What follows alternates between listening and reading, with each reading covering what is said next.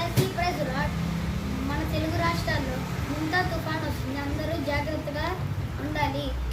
అందరూ కూడా కరెంటు దగ్గర చెట్టల దగ్గర నుంచోవద్దు. జాగ్రత్తగా ఉండండి. మనం పాపం చేయకుండా జాగ్రత్తగా ఉండాలి. పాపంలోకి వెళ్ళకుండా జాగ్రత్తగా ఉండాలి. లేకపోతే నిత్య నరకంలోకి వెళ్తాము.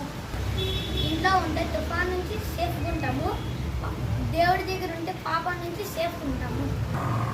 యేసుక్రీస్తు మనందరి రక్షకుడు. మన పాపాల నుంచి రక్షిస్తారు. ఆమేన్.